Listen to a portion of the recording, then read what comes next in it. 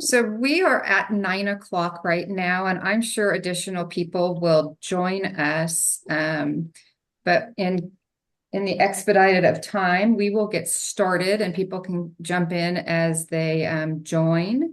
But I wanted to welcome everybody from Create. I am Gabby Temple and I am the communication director. And thank you for joining us today for our webinar on how your community college technician program impacts regional economic development with our presenters, Dr. Michelle Benoy, Alysa Hannon, and Dr. Marilyn Barger.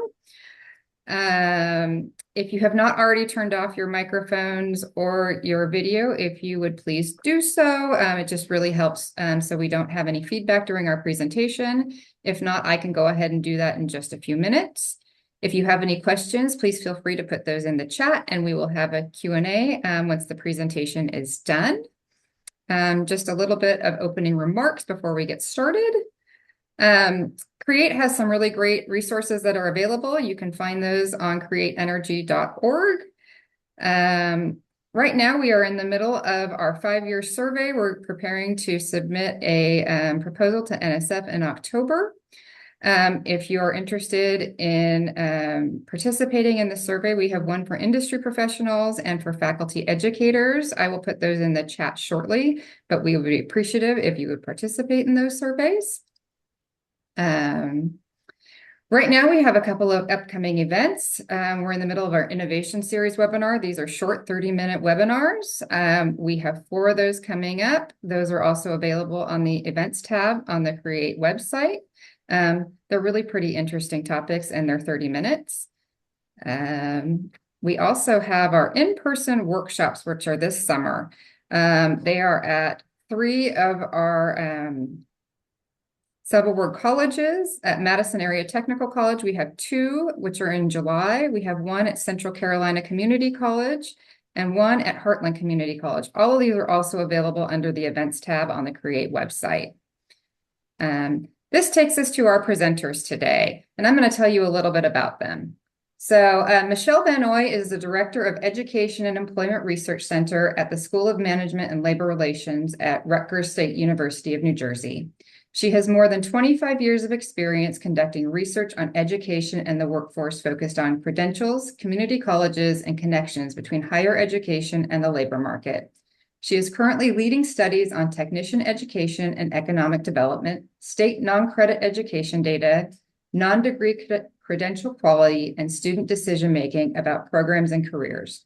Before joining EERC, Dr. Benoy conducted research at the Community College Research Center at Teachers College, Columbia University, and Mathematica Policy Research. She holds a PhD in Sociology and Education for Columbia University, an MS in Public Policy from Rutgers, and a BA in Psychology and Spanish from Rutgers.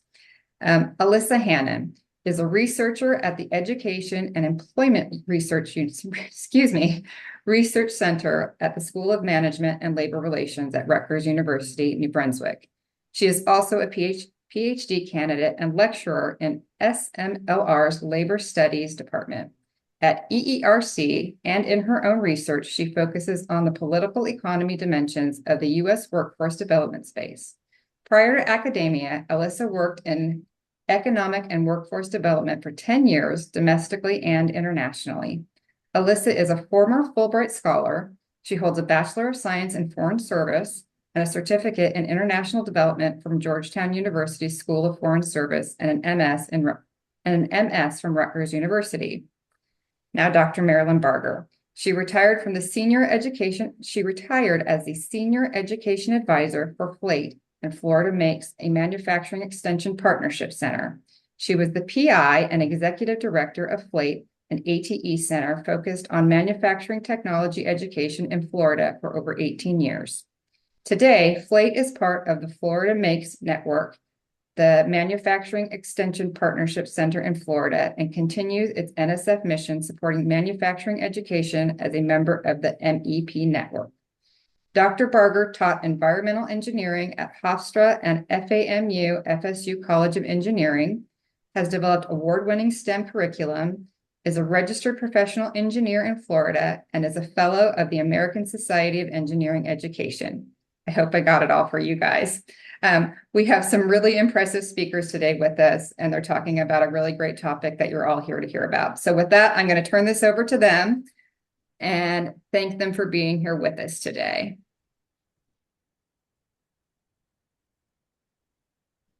Well, thank you so much for having us here.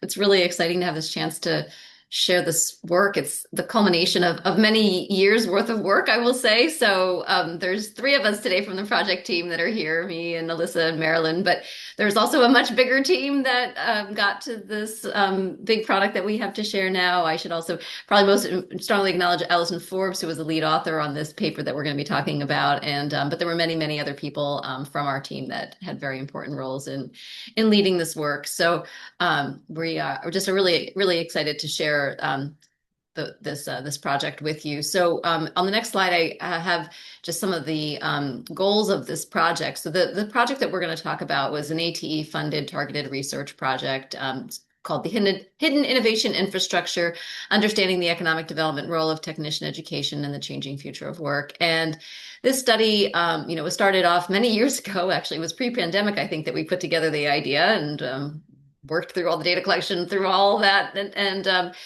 came out on the other side with some findings now. But our goals really were to take a look at the ATE program and try and look at it through an economic development lens. In what ways are technician education programs, those supported by ATE and beyond, contributing to the regional economic development in the colleges where they operate. And so part of it was just kind of better understanding this phenomenon. Part of it is looking at how we can better measure it. So that was the other important piece of this was, okay, so let's try and understand what this is. And let's try and understand how we can better measure it for ATE and for community colleges broadly. So we do try and take a look at some very things that are very specific to ATE, and then some things that go more broadly to community college technician programs. So on the next slide, there's a conceptual model that we developed. I mean, before we started, since this was such a large project, we took a look at the research literature that had been done on community colleges and economic development, reviewed that, and began to put together some ideas about what might be at work here. We looked at what was written. A lot of was written about the kind of education and training activities that colleges do, which is not a surprise. That's an important part of what community colleges do. But there were other activities that we might put under more of a business support or sort of direct service to businesses kind of category, and then others that were more at the regional level, engaging with regional groups and such. And so we, mapped out all the sort of possibilities of things that, had been studied in prior work, and also tried to map out to what end would these lead to, both, there's multiple outcomes that we might expect in terms of what these activities would yield. And one is, and most importantly, everyone's looking to community colleges to promote a skilled and inclusive workforce, people who have skills and can do the jobs that are needed in their labor markets. But we also hope that would end up leading to more productive and innovative firms. And that's also where some of that direct support to business could lead to. And then ultimately the big goal is to have, regions that are productive, innovative, and inclusive. And so that's kind of the idea that it kind of brings a lot of this together that we came to from looking at the literature and thinking about that. And so we look at that in a variety of ways through the project. I'm going to spend just a little bit of time talking about some of the findings that were just focused on the ATE program. So we conducted, as I said, sort of a national analysis of ATE programs and how they contributed to economic development. We also did some national analyses looking at trends related to technician education nationally. And then where we did a lot of the bulk of our work, which is what Alysa will talk about in her portion of the presentation, were these regional case studies of community college technician education programs, where we did a lot of in-depth interviews, really looking at how these technician programs were connected to economic development. But I do want to just share some of the resources and information that we found that was on the more ATE focused part of this. So on the next slide, I can share with you, we did, one of the things I mentioned we did was a review of past and current ATE grantees. As I suppose not surprising, most grantees do have a focus on workforce development. We did find that in the case of centers, there was much more of a focus on economic development. And that is an interesting observation. I mean, centers are certainly operating at a broader level. And so, so that was a place where we can look to in the ATE community to learn more about, how do you approach economic development? How do you promote those kinds of collaborations with business and industry? We saw examples of colleges and their technician programs either taking the lead in trying to generate economic development activities and or sort of just being at the table and participating. And either way, sort of being part of those conversations and what the colleges ended up doing and what the programs ended up doing sometimes was a relic of their local area, whether they were in a position where they should be leading or whether there was some other entity that made more sense to take the lead and for the colleges to be at the table. But there were a lot of different, activities that we saw occurring through these ATE funded programs, whether it be small business incubation, research on the local economy, building stronger partnerships with universities to, innovate with technology, hands-on learning, a lot of, sort of outreach and convening with different stakeholders. So, while there may not be necessarily an explicit goal or language to talk about economic development as a goal or outcome of ATE, we did see it occurring in many ways within the grantees. The next slide I wanted to share with you real quick, we did have some, as I mentioned, we did this sort of a national analysis of some of the trends in technician programs, and we do have these visualization tools that are available on our website that can track graduates over time and track technician education occupations over time. One interesting finding from some of our research was that actually the community colleges were fairly responsive in their technician programs to the needs of their local labor market. So we tried to track how well those two things moved in tandem. And while it's not sort of an immediate match, which you wouldn't expect, the technician graduates with the needs of the labor market, we did see that they moved in the right direction. So that's a good indication that the programs are being responsive to the labor market based on what we can see from national data. So that's actually, I jumped ahead of us on the next slide. That is our analysis of the college responsiveness to the labor market. And as I said, we looked at a variety of different national data sources to do this analysis, fairly rigorous approaches to looking at this. And as I said, the colleges were responsive, it seems. I mean, of course, the one caveat to put with all of this is that the study was correlational, so you can't exactly say for sure that there's causation, but there is a strong link there, which definitely gives us a good sense that the colleges were being responsive. So at that point, I think we'll just spend a minute. I'll tell you a little bit about the case studies that Alysa will share more of the findings of. But the other big part of the project, as I mentioned, was case studies with different regions of the country. We had 3 colleges that we studied in Ohio and 3 in Arizona, 1 in Wisconsin and 1 in Florida. And in these places, we really dug deep into looking at the programs within the colleges that were focused on a specific set of technician fields in manufacturing. And we really tried to understand how those programs were engaged with their local economy. We talked to people at the colleges over multiple years. We interviewed some employers, community partners.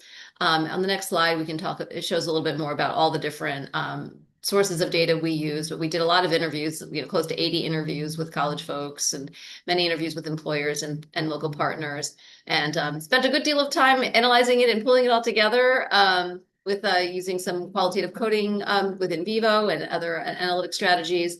And, I think we came out with some pretty interesting findings, and I will let Alysa share with you some of the exciting findings that we came to. Alysa was one of the key leaders on this report and has a lot of really great insights to share on this. Thanks so much, Michelle. And I'll just make one more note on our sources here since Michelle gave a nice overview. The first data source you see there, the interviews with college administrators, faculty, and staff, as well as the site visits to colleges, heavily informed our chapter 1. So that's focused on the college perspective. The second data source there, the 20 employer partner interviews, heavily informed chapter 2, which is focused on the employer perspective. And the third data source, the 11 regional economic development partner interviews paired with the partner survey, heavily informs our chapter 3, which is focused on a broader regional ecosystem perspective. So with that, I will dive in. So just to give you a sense of the structure of the case study report, it's organized according to the logic of the conceptual model that Michelle introduced a few minutes ago, and it has 3 primary chapters. And so I'm going to walk through some of the findings for each now.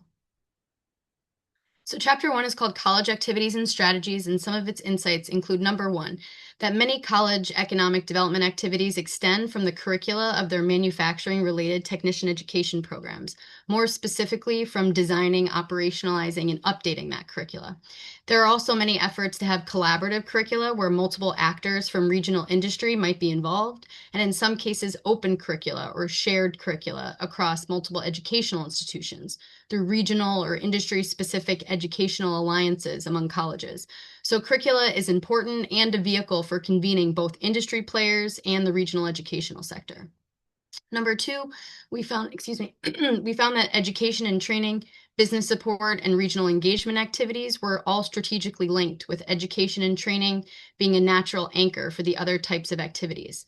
Also, workforce-oriented programs provided a uniquely useful vehicle for the productive blending of strategies by colleges across these activity types, helping to embed them organically in the networks of their regional ecosystems and cohere their role within them. Specifically, work-based learning was observed to be an especially critical activity. It created direct and integrated linkages between colleges and their industry partners and between students and potential employers. This dimension of technician education programming also in some cases facilitated connections among regional industry themselves. It's a great example of an education and training activity that can be viewed through the lens of the other 2 activity types simultaneously. Number 3, among the partnership work colleges do, employer partnerships intuitively and partnerships with other community colleges, potentially surprisingly, were among the most important. The last 2 bullets there indicate that how colleges institutionalize these programs varied considerably. You can find details of that in the report's appendix, and how inclusion was operationalized also varied, though it was an important issue for all of the colleges. Community-based organizations were important partners for achieving inclusion goals, especially with regard to outreach. More details on these themes can be found in Chapter 1 of the report. Chapter 2. Chapter 2 is called Employer Contributions, and it focuses on 5 big themes that came from interviews with the college's employer partners. For theme 1, college responsiveness, broadly, employers found colleges to be responsive and providers of valuable skills foundations. On the second theme, the division of training responsibilities, employers sought general but also industry-relevant skills from colleges. However, as trust was built between employers and colleges took on a more specific, either to industry or firm, skilling role over time. There were also some tensions between colleges and their employer partners about who did what. One college discussed intentionally meeting their regional industries, not their individual firm partners' needs. Theme 3, contributions to the industry and region. Some employers took on a regional, industry-oriented perspective, seeing their needs and interests in line with their regional industry cluster, but not all or even most of them did this. The report finds variation in an industry perspective on the part of firms. To note, larger firms did in general suggest capacity for more regional approaches to skill building, but for some of our case study colleges, small and medium-sized firms were regionally minded and industry-oriented, so it really depended on the case-by-case regional ecosystem dynamics. Ultimately, a regional approach to skill building needs cultivation, and it can't be assumed that firms or firms of a certain size take on that orientation naturally. Theme 4, strong partnerships. Strong and long tenure relationships between colleges and individual firms allowed for greater industry orientation and collaboration around skill building for the whole region. Theme 5, college collaboration. Colleges were given considerable credit for their collaboration work by their employer partners. They were also credited with facilitating firm-to-firm connections, interestingly, which helped bring together the regional industry and thus a sense of its shared skill demands. More insights from the employer perspective can be found in Chapter 2 of the report. Chapter 3 is called Ecosystems Analysis, and it endeavors to characterize the ecosystems in which community colleges operate, as well as the perspectives within them on the ways community colleges productively engage in economic development. This chapter is based largely on our development of 4 approaches to the community college role in economic development. Those are the student responsive approach, the firm responsive approach, and 2 more approaches at the level of the region, industry responsive and community responsive approaches. These 4 approaches represent both functional interdependencies of the work all colleges do to some degree, as well as different strategic orientations for thinking about how colleges go about that work at the regional level in their economic development ecosystems. The idea of community colleges as regional players comes up repeatedly in this chapter. Worker skills and regional labor markets have become an increasingly central dimension of industry growth strategies, which is a key focus for economic development practitioners. Community colleges in many places are the most dynamic and direct institutional linkage, connecting regional skills demand with regional labor markets. So colleges as regional players with an explicit economic development role to play is an important point of emphasis in this chapter specifically. Accordingly, we do a deeper dive into the regional approaches, industry responsive and community responsive, and we lay out specific activities for actors in both. Industry responsive approaches center a coordinated response to regional industry and feature an industry-focused market coordinating role for colleges. Key partners to colleges in that work are often entities like regional employer or industry associations. As an example, you can think about colleges, say, working together with regional industry associations to get a sense of their overall shared skill needs in order to inform particular training curricula. Community responsive approaches center a focus on regional growth that represent tangible gains for local workers, and they often feature a power balancing role for colleges within their economic development ecosystems. Key partners in that work are often public sector economic development organizations, among other organizations, including community-based organizations and organized labor. As an example, you can think about colleges, say, critically evaluating their training programs in terms of how faithfully they connect to good, well-paying jobs and promotional trajectories in their regional labor markets. We'll come back to these approaches as a practitioner's tool in a few moments. So with those insights in mind, I'm going to share 2 tools now, which the report presents, and both are based foundationally on the conceptual model, which Michelle shared earlier. The first is the activities checklist, which you see here. And here we list the 3 activity types and those related activities that we saw all colleges to be implementing under each, as well as those activities where only some of the colleges were observed to be implementing those activities. It's an inventory of sorts of what these colleges practically do related to economic development in these 3 arenas: education and training, business support, and regional engagement. So you'll see under education and training, we found that all colleges implemented things like work-based learning and regionally aligned curriculum, whereas only some offered industry certifications and credit for prior learning. In the interest of time, I'm not going to read all of the activities here, but you can see them in the report and also in a checklist brief, which we published so colleges can practically tick through and see what they do, give themselves credit for that, and also perhaps explore what they might want to start doing. We do the same thing here with business support activities and regional engagement activities as we did with education and training, listing what all and some colleges do under each. These lists, you'll note, are naturally shorter, and for each there's only 1 activity we found all our colleges to implement. For business support, that was incumbent worker training or customized training, and for regional engagement, that was participation in local economic planning and policymaking. To note, in some of the most dynamic examples, established physical hubs at the college for both industry engagement and student learning, including K through 12 exposure, often in the form of dual enrollment, were some of the best ways to blend and cohere the college's economic development engagement efforts across these 3 activity types.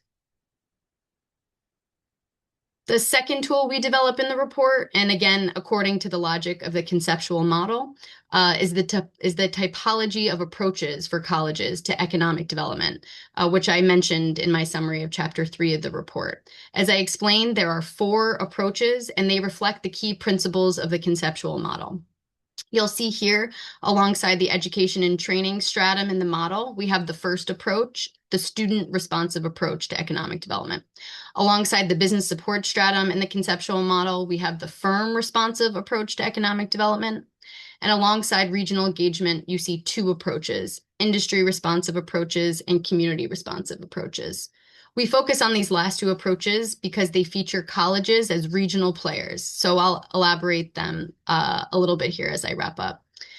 Before I do, we want to just reiterate that most colleges will deploy a variety of these approaches across their many work streams and strategies and implement many of the same activities. We really develop these approaches in order to think about how colleges are going about their work. And more to the point, are they going about their, for example, education and training and business support activities with a regional lens in mind? Further, if they are already strategizing at the level of the region, are they responding to regional industry? Still further, to the community or local workers in the regional labor market, whose needs may not be synonymous with the regional industry. These are the questions we aim to capture, and there are many synergies among the approaches as well as some tensions. You can see here, we lay out some important activities for colleges and for their potential partners in each of the regional approaches, industry responsive and community responsive. While we highlight, for example, industry associations as a example of a key partner for industry responsive approaches, and public sector economic development partners for community responsive approaches, in real time, colleges engage both types of partners, and they need both to be effective players in their regional ecosystems. However, the typology is in a way highlighting the top priorities or the foundational interests of colleges' potential partners and what that might mean for how the college partners with them, or how it might think about partnering with them. You can see some of the activities we've highlighted here for the colleges and their partners in each approach.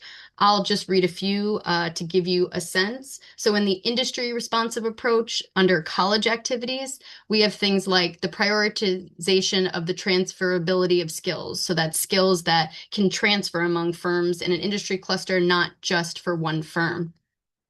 We have coordinate with other colleges. So that could be in terms of shared curricula or potentially a shared approach or face when it comes to industry engagement. Third, we have facilitate linkages between firms within the industry. So we saw in the case study colleges, many of those colleges played a role in drawing firm-to-firm connections in their regional industries.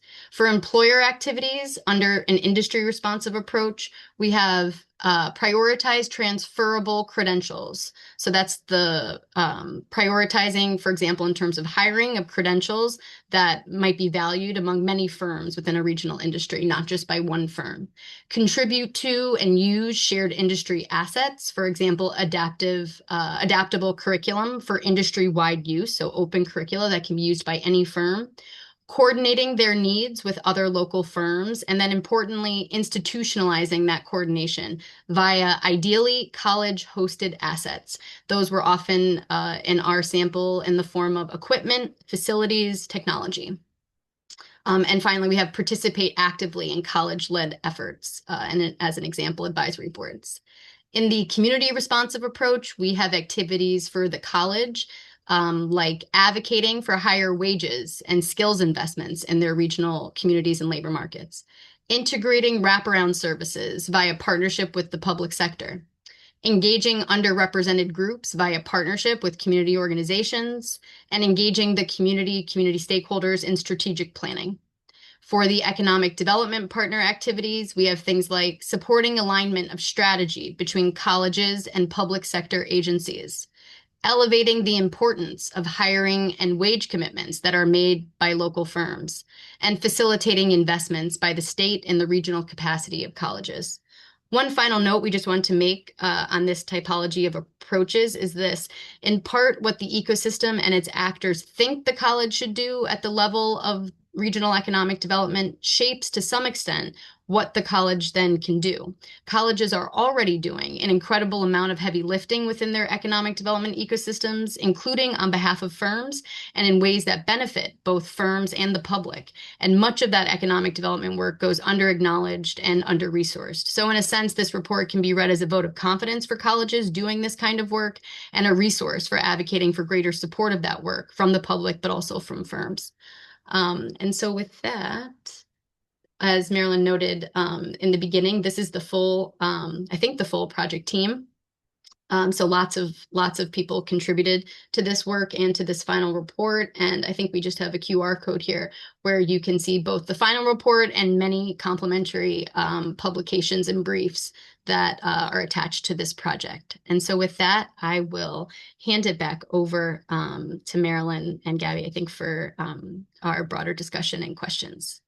And I'm going to stop sharing. Thanks so much, Alysa and Michelle. And sorry, everyone, I just sort of woke up with a head cold this morning, so I'm a little bit hoarse. But I know that's a lot for all of us to digest in a quick 30 minutes. But I think the important note that should make everyone feel like they can get back engaged in some of the outcomes from this work is what was enunciated just here at the very end, that many college technical programs and colleges themselves are doing a lot of this work already. I think one thing that has happened is we're not economic developers by training. We don't know the language that they come from, and just like a lot of those folks don't know our educational language. So learning a little bit more about ways to talk about this and identifying these activities that we do at community colleges every day in different ways, and identifying them as supporting economic development. It's really important, is the first step, I think, to being able to engage more deeply in your local or regional communities or whatever level you work in. Identifying the typologies, these different approaches that Alysa just ran through that align nicely with the conceptual model, also gives some support to kind of a structure that you can identify with as how your college interacts in their community or particularly your program. And I would say for ATE, a lot of this will depend on, it's different everywhere. Some projects, some of you may be involved in small projects in your particular program, starting up a new program that may not be very in depth about, very connected to your community and your industry yet. So there's lots of ideas here for how to grow that, but the expectation is that larger groups may be more involved and more deeply involved over time. Generally, it takes some time to generate those partnerships and to keep them and to grow trust between the players and in the group.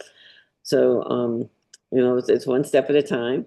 It's the opportunity to start engaging more intentionally with your economic development partners, who can be most all your partners are probably somehow related to economic development, if they're community organizations or the industry folks themselves or other organizations in your area that you rely on and partner with to recruit students or to generate curriculum or to identify skills needs.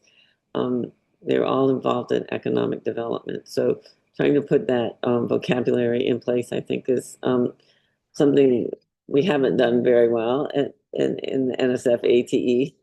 And I'll just remind everyone here, just take one more moment before we get into some questions or discussion, that in the most recent call for proposals, partnering with economic development is listed 8 or 9 times. So it's not like it's not something we should do or something that we should just put a check mark by.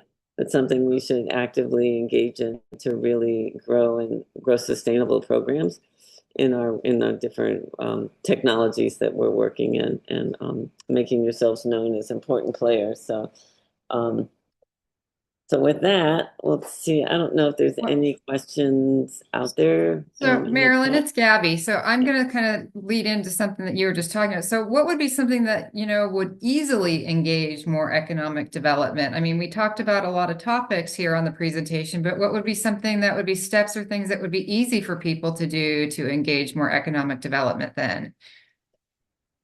Well, from my perspective, it's already things that they are doing.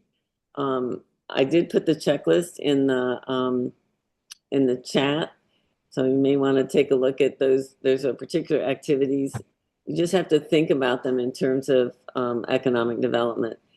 Economic development, evolves around a number of different people and needs in a community, not just workforce development, which sometimes we think we're individually engaged in at the college level, that we're just preparing workers. But in the process of doing that, we have to work a lot with industry. We have to understand not only the skill needs, but we have to understand the kinds of workers they need. They understand, just the whole environment of the workplace, and also the potential for a student, potential workforce for them, which are potential students for us, but what kind of workers they need, and where are they? And that engages a lot of people throughout. So thinking about it more as, I guess I'll use the word system, at system level, in your community, and knowing that all of those, people who are engaged in any of those activities are interested in moving the economy, the local economy, and the people, the population forward, and getting more secure jobs, et cetera, like that. So I think it's not a message of what to do. I think it's just acknowledging that you are doing it and making sure that you engage with as many people as you can that are involved in your particular technology area. I can also just add to that from the report, just some examples of what Marilyn is talking about. I think some of the best practices we saw across the colleges were one, getting out into your local community, industry, etc. So embedding in the regional ecosystem. So if there are industry associations, who's already convening, and how can programs more directly connect to them? I think there was also this idea of within the college itself, there might be folks who are doing that either within the program itself or at the college leadership level, but sometimes those efforts are disconnected. So how can the college work as sort of a shared or a united front when engaging industry or industry actors, and leveraging other efforts that might be in play but might not be directly connected to the program, and vice versa? We found that a lot of colleges did have potentially at some point in their history leaders who were very encouraging and themselves involved in engaging the regional economic development ecosystem. But it was also really important that that orientation and those efforts get institutionalized, because they can leave with people if they were started under particular personalities. Just to note, one other really interesting case study I think that came from our sample is where we had a college, and they were not engaged in economic development. And actually, to Marilyn's point, their first move was to sort of sit back and reflect. What are they trying to, what kind of outcomes are they trying to generate? And they actually developed a unique and different way of approaching economic development than was mainstream at the time in their region. And that was specifically around pursuing higher wage jobs. So just a sort of variety of examples that come from some of the colleges in the profiled in the report. Yeah, and I would say that the actual full report on the case studies is quite lengthy. However, it does have a lot of examples, categorized from all of the case study colleges, categorized by those three areas. The college activities and the industry activities, the ecosystem, in the three different chapters. So it does jump around by college. but there are quite a few examples and a lot of quotations from the people who were interviewed in all of those institutions. So there are quite a few embedded examples. There's also for a shortcut on that web page that was on that last slide of the PowerPoint. Maybe you can put that in the chat. We developed a brief. I'll have to say Alysa developed a brief for each of the site colleges, each college that highlights their particular program and approach to economic development. So in a kind of shortcut presentation, there's one on each of those 8 colleges, one of these briefs that highlights, what they did, what they have, what programs we were investigating at their college and researching at their college, and then how they worked with their local community and economic development with their industry, et cetera. So they're all very different because we all have different resources in our areas for organizations and which organizations are strong. But I will note that, and I think Alysa may have mentioned this, that it's not unlikely that a college person will turn out to be the convener of all of those groups, trying to push the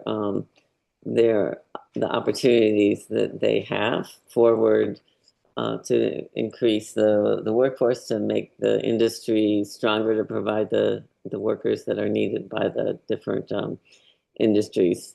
So I think that's an important role that colleges can play.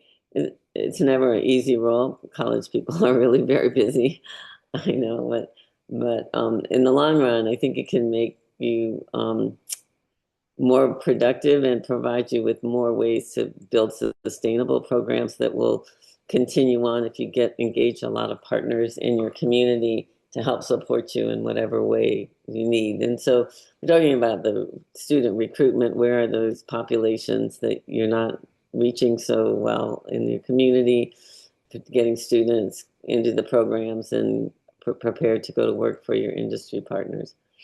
And that environment seems to, just from some of my own experience, but also from what we saw at these colleges, it seems to invite the industries to be less protective of their own needs and get more engaged with mutual needs of the particular sector, whatever the technology sector is. And there are so many benefits in that when developing curriculum. Probably when college people understand that you don't have 10 people telling you they need 10 different things for the same kind of program, then and finally evolving to the point where they'll say, well, I need these core skills, and everybody else does. You can really build something that will be more sustainable in the long term than having to address a one-on-one kind of thing, and getting buy-in from the companies to do that. So I think there's a lot of advantages for that. Going back to where I started with this, convening, being the convener and helping them to see what opportunities, what the college can do really well and what they might want to do on site for OJT, part of getting people ready for the work. Hi, folks. This is Ken Walls commenting, and I apologize. I've been a little quiet because I'm suffering from a cold, but I wanted to just provide a little perspective there from the view of a PI of how this study and data is useful. And I really appreciate the Rutgers team pulling all this together. For folks on the call who are grant staff people or grant PIs, this is an election year, and we oftentimes get these contacts from our community relations office or from our president's office that we're getting visited by some dignitary or VIP, and they want to know how our project is influencing economic and workforce development. And it's usually on like a 24-hour timeline that they need a response, right? And sort of a scramble to try and articulate something that really represents the impact of our work. And I think the nice thing about this Rutgers study is, as you pointed out, it identifies things that a lot of NSF ATE funded projects are already engaged in and can serve as sort of a crib sheet we can work off of So when we get those sort of, here's a request and we need a response yet this afternoon, we can use that to formulate a well thought out set of speaking points for our spokespeople. And then the second thought I had, where I've gotten similar sorts of situations, is at the time of the year when legislative people start working on budget development for the next biennium, we oftentimes get these requests about, what can we do in this budget to support economic and workforce development at the community colleges? And that's the same sort of thing where you get a request from a legislative staffer and they give you a short deadline to turn around and respond. And I think the nice thing about this work that's been done by the Rutgers team is it identifies a lot of those key activities that, now we can draw off of this to show and highlight the work that our programs are doing that fits within those, targeted areas of demand. Thanks, Ken. Well said for the ATE community. I guess I was always feared that we'd end up looking like we had a list of things, quote, to do. But it turns out that we have a list of things that many projects in the centers and even programs that aren't funded by NSF and ATE are already doing. We just haven't collected them together as a bigger force. It's 1 + 1 doesn't always equal 2. Sometimes equals more than that.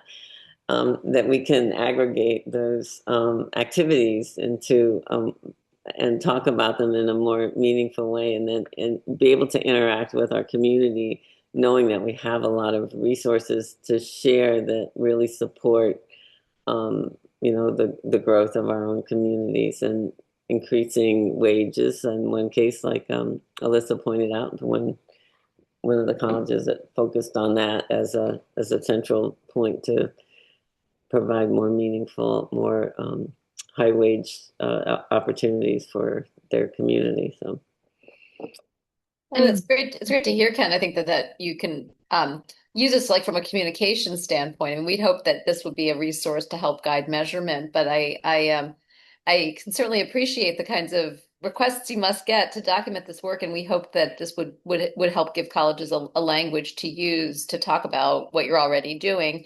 And then also, to think about what you're doing maybe a little bit differently too, and take some of those opportunities like, others have already said, but, say you're convening employers around an internship or learn and earn model or something, recognize that by bringing them together, you're also helping to facilitate conversations between them that you might not even have really anticipated, but you're in other ways, there's sort of these secondary outcomes of the work that are, is primary to the college. But if you are thinking about the economic development outcomes, you can also be attuned to some of the secondary outcomes that can come from the work that you're already doing. So anyway, it's great to hear about the way you're thinking about this, and happy that it might be a helpful tool. Yeah, so we didn't really ask at the beginning who's here and what roles you might play in your own work. So if anyone want to jump in as faculty or program director or something, whatever, and tell us and give us any thoughts on. We did have might have generated. There's 2 questions, or Abe had a couple of comments or questions in the chat, Marilyn. He says, for economic development, is having students become business owners. As a teacher, I mostly did my best to align skills with workforce needs and build curriculum to match that. But is that more workforce development versus economic development? He's just curious. That's the first part of his question.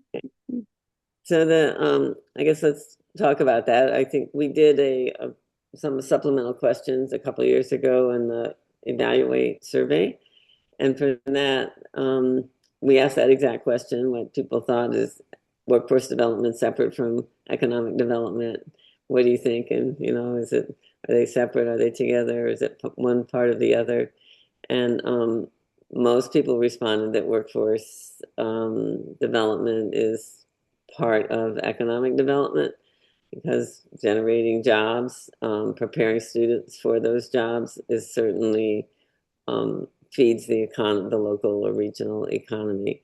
So it's not everything. We know there's things like transportation and housing and infrastructure, all of those things that are also there. But if we don't do this job of identifying the skills and making sure the students attain them, then the rest of it doesn't happen either. It can't happen either. So we have to think about it as our role is really a part of economic development and an important piece of, pushing the economy of our regions forward.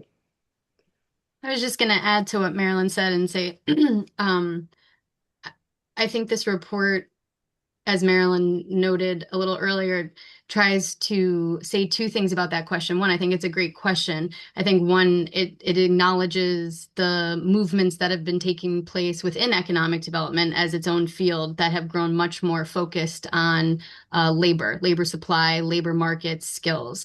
And so recognizing and acknowledging how critical and vital an institution, a community college is in a regional economy, because it is the most direct linkage between what those regional firms need and how they can source skill or labor locally for those needs. So acknowledging that sort of economistically that's happening. And then I think the second thing that we tried to raise is maybe more of a question, or to say, the jury's out. What is economic development? What do you mean by that? What metrics should we be using? Are the metrics that are in use, say, in your regional economic development ecosystem, the ones that the community is satisfied with? So you could take, for example, firm starts or regional GDP or some of these older metrics, and maybe they aren't leading to higher wages or sustainably higher wages or promotional trajectories in the regional labor market. So I think there's room for community colleges to speak with confidence about what they know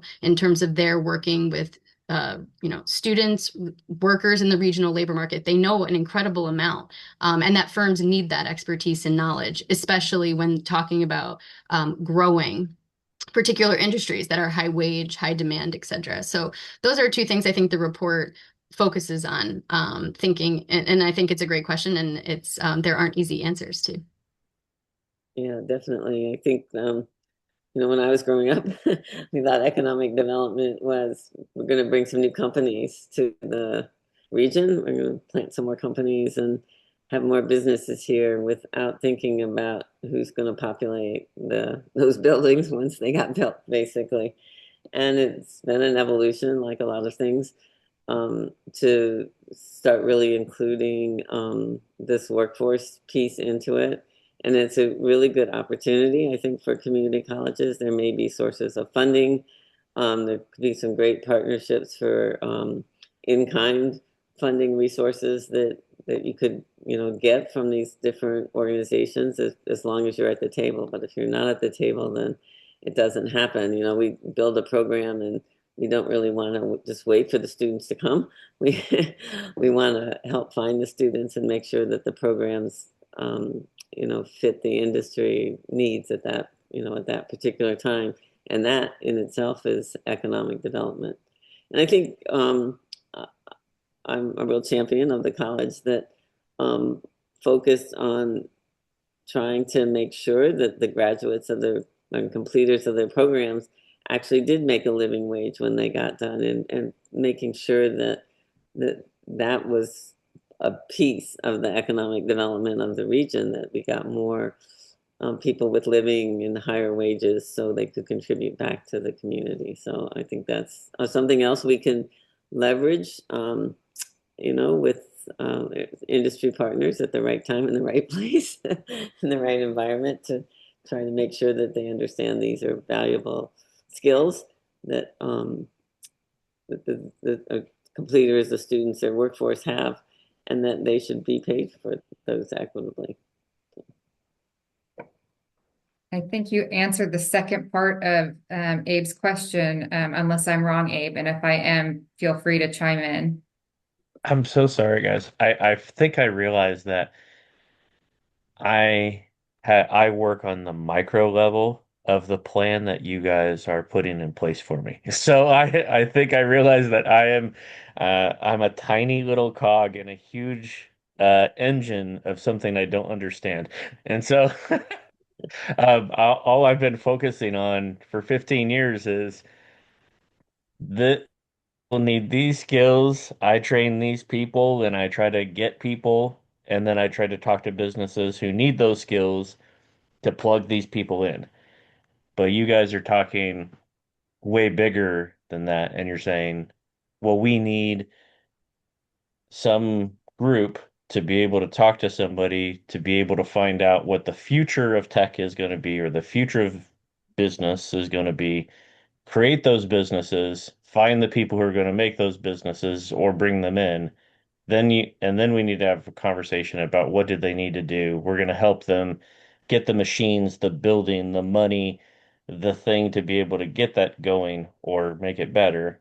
And then we also able to bring in the people who are going to help train that. And I'm not like last bit after you guys have already done all of the work to be able to line that up. So I guess as a teacher, I was just wondering, what is my role in this besides what I'm already doing? Because it sounds like what you guys were asking at the beginning, and it could have just been like a very friendly, open-ended question, like, hey, we should all try to do this. But with time constraints, does that mean that I should also be focusing on that? Or should I just let my dean or whoever is running the ball with this tell me what I need to do so that I can stay focused on what I need to do?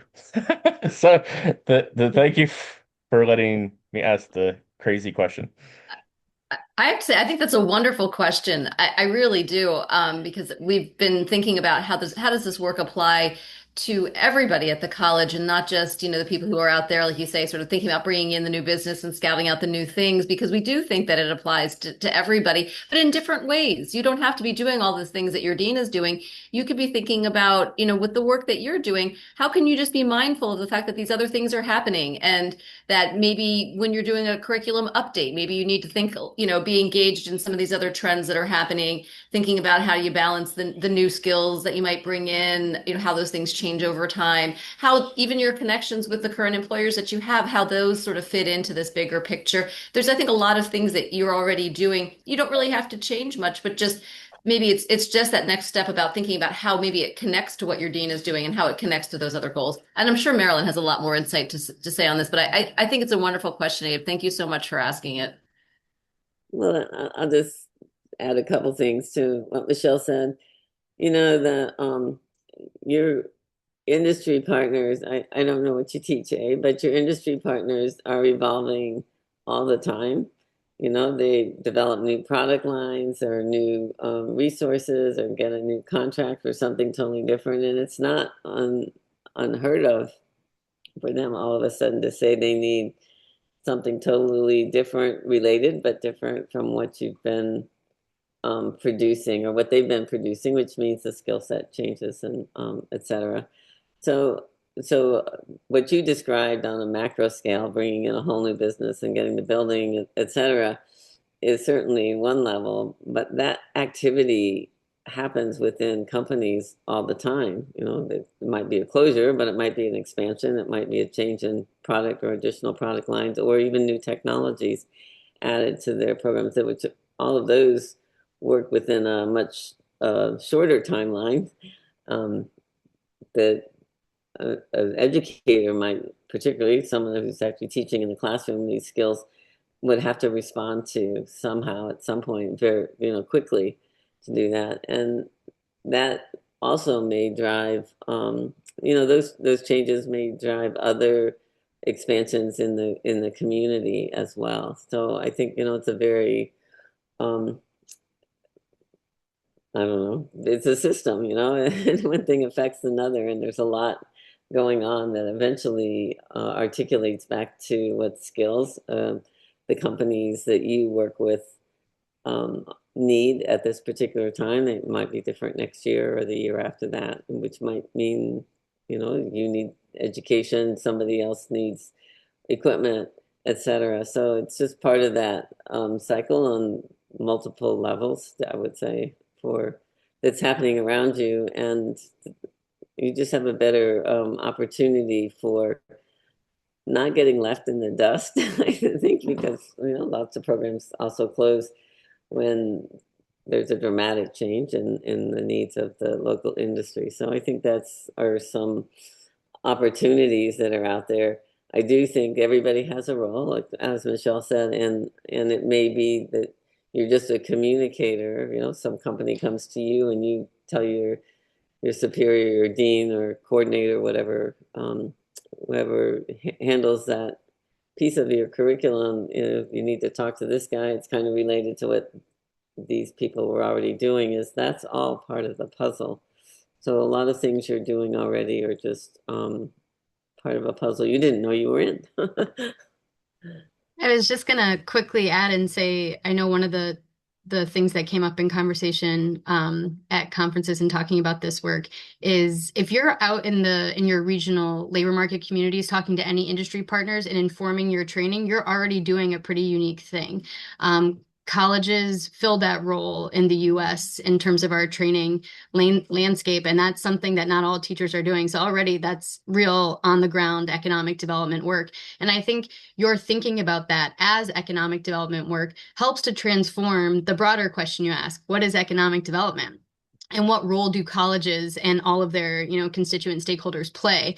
And if every teacher doing your work thought about themselves as a real integral piece of the economic development work being done in your regional economy, that I think has the power to transform what that discourse looks like politically and otherwise in your community. So I think part of that answer is, yeah, you're already doing it. And we hope this report can help frame that and be a resource and a tool to kind of communicate that work out.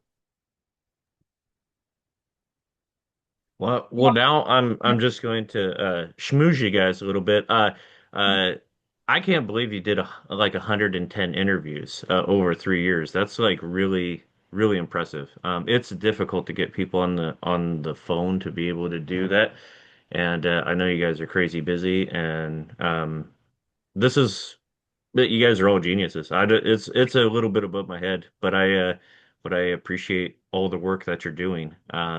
And it's really difficult to try to like get people for more than 5 minutes, to be able to do that. When we're reaching out to people, I just wish I had a tool that was like way quicker to ping them. Because our when we do our advisory board stuff, and I guess I'll just throw it out there. Our main thing is like once or twice a year we'll do our advisory board, and it's helpful, but it's also like you invite 30 people and 8 people show up, and it's the same 8 people who show up every single time, and it's one guy who talks about the same thing that he needs the entire time, and everybody just lets him talk, and it's just I don't know how to fix that, but it's just something I'll throw out there as something that's difficult to try to get. Like the people who are really busy are probably the people who can't show up to the meeting, and those are the people who actually need more help with what they're doing, but they're never going to come. So I don't know Yeah, how to fix that, well, but I just thought I would throw that out as like something as a challenge on our side. yeah, no, it's a huge challenge. I know. I've been there, um, and trying doing that. I did end up ultimately when I was and so after I was not just a faculty, because I think that's where it's really challenging to do that, because you've got students, stakeholders that are really important, um, and have a lot. You owe them a lot of time. But when I did have more time, I found that going to industry, at least at the beginning, and really I called it, my advisory board was kind of like a walking around advisory board, and individually talking to them about what they need, visiting their facilities. It didn't happen every day. Maybe I get to everybody's place once every year or so, spending some time separate from the meetings where I could gather more information and I could really understand where their pain points were um, on their turf was really valuable. And also what their passions were, because some people on the advisory board only cared about A, maybe they liked working with students, or B, they liked working on curriculum and skill sets, or C, they liked, helping teachers, blah, blah, blah. And once I learned that, I could approach them separately, when I needed them for different tasks, and a group of them that had a particular affinity for one of those tasks that advisory boards, sometimes do. They're interested in interns, how do I get mostly the internship people together to get started on something before we bring it to a larger audience. So I appreciate the difficulty when you're a faculty, for sure. I'm sure there's others on the line that understand that as well.